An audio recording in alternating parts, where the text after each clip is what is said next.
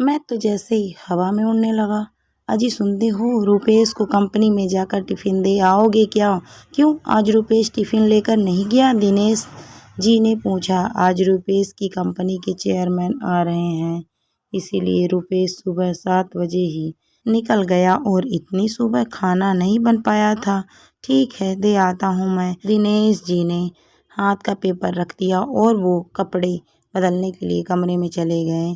पुष्पाबाई ने राहत की सांस ली। दिनेश जी तैयार हुए, मतलब उसके और रुपेश के बीच हुआ विवाद उन्होंने नहीं सुना था। विवाद भी कैसा? हमेशा की तरह रुपेश का अपने पिताजी पर दोषारोपण करना और पुष्पाबाई का अपनी पति के पक्ष में बोलना। विषय भी वही, हमारे पिताजी ने हमारे लिए क्या किया है, मेरे लिए क्या किया है, मेरे बाप ने, माँ, मेरे मित्र के पिताजी भी शिक्षक थे, पर देखो उन्होंने कितना बड़ा बंगला बना लिया। नहीं तो एक ये हमारे पापा पिताजी अभी भी हम किराए के मकान में ही रह रहे हैं। रुपेश, तुझे मालूम है कि तुम्हारे पापा घर में बड़े हैं और 2 बहनों और 2 भाइयों की शादी का खर्चा भी उन्होंने उठाया था। सिवाय इसके तुम्हारी बहन की शादी का भी खर्चा उन्होंने ही किया था। अपने गांव की ज़मीन की कोर्ट कचहरी भी लगी ही रही। ये सारी जवाबदारियां किसने उठाई? क्या उपयोग हुआ उसका? उनके भाई बहन बंगलों में रहते हैं। कभी भी उन्होंने सोचा कि हमारे लिए जिस भाई ने इतने कष्ट उठाए उसने एक छोटा सा मकान भी नहीं बनाया, तो हम भी उन्हें एक मकान बनाकर दे दें? एक क्षण के लिए पुष्पाबाई की आंखें भर आई।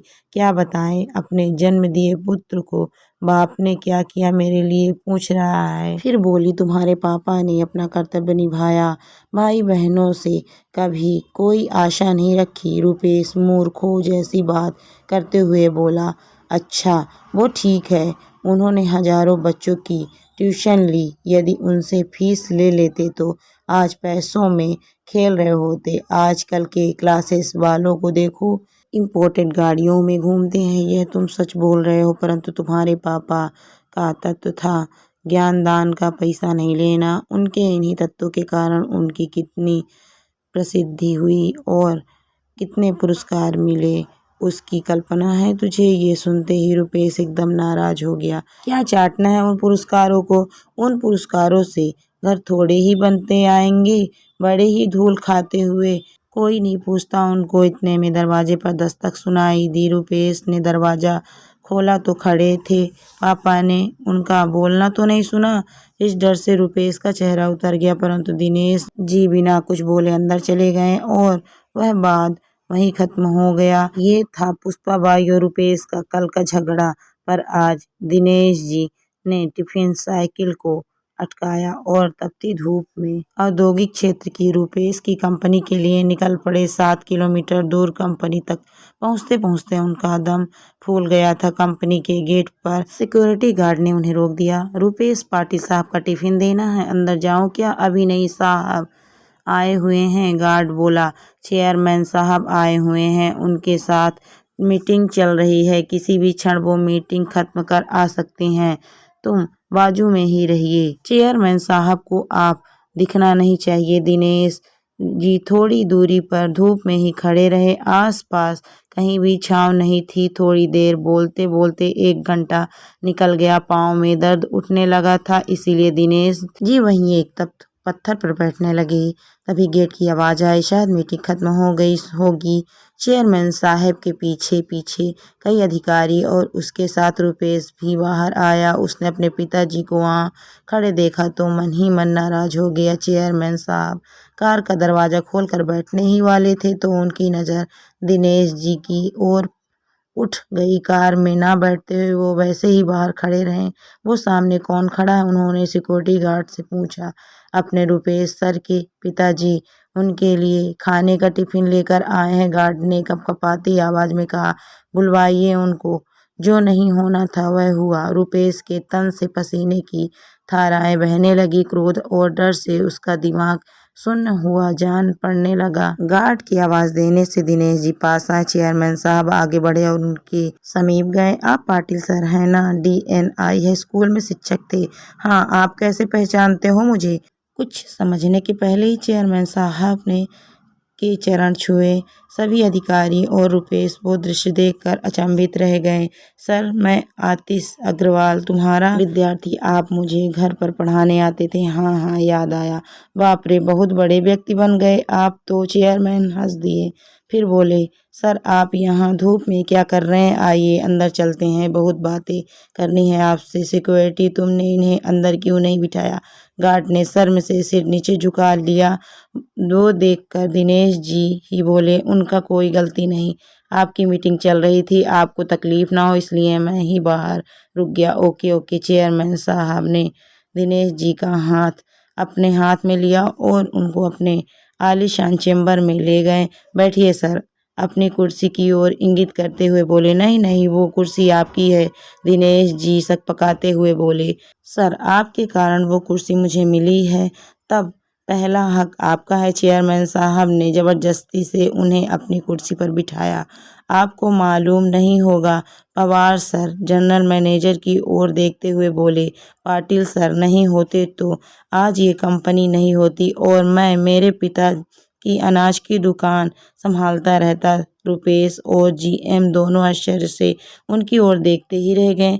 स्कूल समय में मैं बहुत ही डब्बू विद्यार्थी था। जैसे तैसे मुझे 9वीं कक्षा तक पहुंचाया गया। शहर की सबसे अच्छी क्लासेस में मुझे एडमिशन दिलाया गया, परंतु मेरा ध्यान कभी पढ़ाई में नहीं लगा। उस पर अमीर बाप की औलाद दिन भर स्कूल में मौज मस्ती और मारपीट करना, शाम की क्लासेस से बंक मार कर मूवी देखना, यही मेरा संगल था। माँ को वो सहन नहीं होता था। उस समय पाटिल सर कड़े अनुशासन, उत्कृष्ट शिक्षक के रूप में प्रसिद्ध थे। माँ ने उनके पास मुझे पढ़ाने की विनती की, परंतु सर के छोटे से घर में बैठने के लिए जगह ही नहीं थी, इसीलिए सर ने पढ़ाने में असमर्थता दर्शाई। माँ ने उनसे बहुत विनती की और अपने घर आकर पढ़ाने के लिए मुँह मांगी फीस का बोला। सर ने फीस के लिए तो मना कर दिया, परंतु अनेक प्रकार की विनती करने पर घर आकर पढ़ाने को तैयार हो गए। पहले दिन सर आए, हमेशा की तरह मैं शैतानी करने लगा। सर ने मेरी अच्छी तरह से धुनाई कर दी। उस धुनाई का असर ऐसा हुआ कि मैं चुपचाप बैठने लगा। तुम्हें कहता हूँ रुपेश, पहले हफ्ते में ही मुझे पढ़ने में रुचि जागृत हो गई। तत्पश्चात मुझे पढ़ने के अतिरिक्त कुछ भी सुनाई नहीं देता था। सर इतना अच्छा पढ़ाते थे। अंग्रेजी, गणित, विज्ञान जैसे विषय जो मुझे कठिन लगते थे वो अब सरल लगने लगे थे। सर कभी आते नहीं थे तो मैं व्यग्र हो जाता था। 9वीं कक्षा में मैं दूसरे नंबर पर आया था। माँ पिताजी को खूब खुशी हुई। मैं तो जैसे हवा में उड़ने लगा था। 10वीं में मैंने सारी क्लासेस छोड़ दी और सिर्फ पाटिल सर से ही पढ़ने लगा था और 10वीं में मेरिट में आकर मैंने सबको चौंका दिया। My goodness. सर, फिर भी आपने सर को फीस नहीं दी? जनरल मैनेजर ने पूछा। मेरे माँ पिताजी के साथ मैं सर के घर पेड़े लेकर गया। पिताजी ने सर को 1 लाख रुपए का चेक दिया। सर ने वो नहीं लिया। उस समय सर क्या बोले वो मुझे आज भी याद है।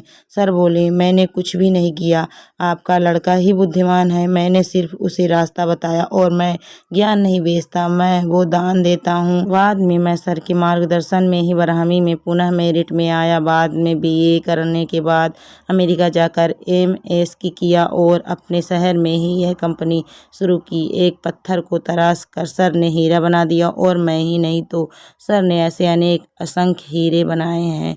सर आपको कोटि कोटि प्रणाम। चेयरमैन साहब ने अपनी आंखों में आए अश्रु रुमाल से पोंछे। परंतु यह बात तो अद्भुत ही है कि बाहर शिक्षा का और ज्ञानदान का बाजार भरा पड़ा होकर भी सर ने 1 रुपए भी ना लेते हुए हजारों विद्यार्थियों को पढ़ाया। न केवल पढ़ाएं पर उनमें पढ़ने की रुचि भी जगाई। वह सर मान गए आपको और आपके आदर्श को। दिनेश जी की ओर देखकर जीएम ने कहा, अरे सर, ये व्यक्ति अभिमानी है, पैसों और मान सम्मान के भूखे भी नहीं है, विद्यार्थी का भला हो, यह एकमात्र उद्देश्य था। चेयरमैन बोले, मेरे पिताजी भी उन्हीं में से एक समय भूखे रहने लगे, पर अनाज में मिलावट करके बेचेंगे नहीं, ये उनके तत्व थे। जिंदगी भर उनका पालना किया, ईमानदारी से व्यापार किया, उसका फायदा आज मेरे भाइयों को हो रहा है। बहुत देर तक कोई कुछ भी नहीं बोला। फिर चेयरमैन ने दिनेश जी से पूछा, सर आपने मकान बदल लिया या उसी मकान में रहते हैं?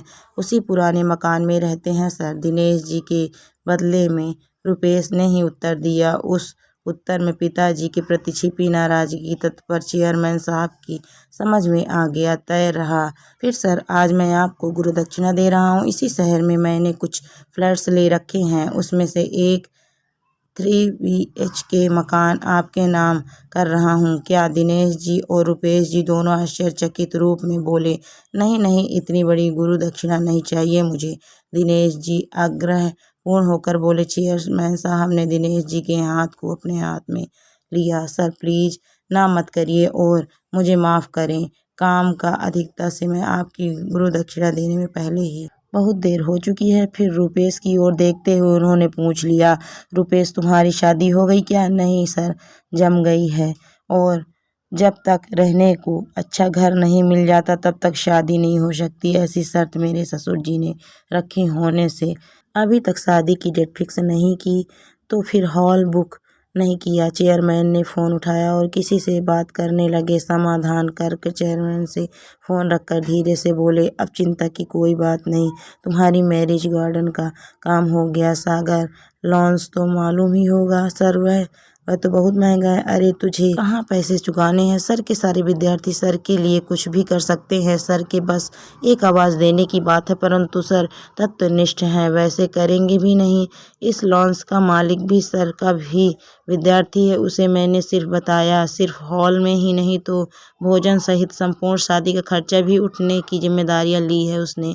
वह भी स्वखुशी थे। तुम केवल तारीख बताओ और सामान लेकर जाओ। बहुत बहुत धन्यवाद सर। रुपेश अत्यधिक खुशी से हाथ जोड़कर बोला, धन्यवाद मुझे नहीं, तुम्हारे पिता श्री को। 2 रुपेश, ये उनकी पुण्याई है और मुझे एक वचन दो रुपेश, सर के अंतिम सांस तक तुम उन्हें अलग नहीं करोगे और उन्हें कोई दुख भी नहीं होने दोगे। मुझे जब भी मालूम चला कि तुम उन्हें दुख दे रहे हो तो न केवल इस कंपनी से भगा दूंगा, परंतु पूरे देश भर के किसी भी स्थान पर नौकरी करने लायक नहीं छोड़ूंगा। ऐसी व्यवस्था कर दूंगा। चेयरमैन साहब कठोर शब्द में बोले, नहीं सर, मैं वचन देता हूँ वैसा कुछ भी नहीं होगा। रुपेश हाथ जोड़कर बोला। शाम को जब रुपेश घर आया तब दिनेश जी किताब पढ़ रहे थे। पुष्पाबाई पास ही सब्जी काट रही थी। रुपेश ने बैग रखी और दिनेश जी के पांव पकड़कर बोला, पापा मुझे गलती हो गई, मैं आपको आज तक गलत समझता रहा, मुझे पता नहीं था पापा आप इतने बड़े व्यक्तित्व लिए हो। दिनेश जी ने उसे उठाकर अपने सीने से लगा लिया। अपना लड़का क्यों रो रहा है पुष्पाबाई की समझ में नहीं आ रहा था, परंतु कुछ अच्छा घटित हुआ है, इसीलिए पिता पुत्र में प्यार उमड़ रहा है। ये देखकर उनकी आंख में खुशी के आंसू आ गए। दोस्तों, कहानी आपको कैसी लगी है कमेंट करके ज़रूर बताइए। कहानी अच्छी लगी है तो वीडियो को लाइक शेयर करें। अगर आप मेरे चैनल पर नए हैं तो प्लीज़ मेरे चैनल को सब्सक्राइब भी करें।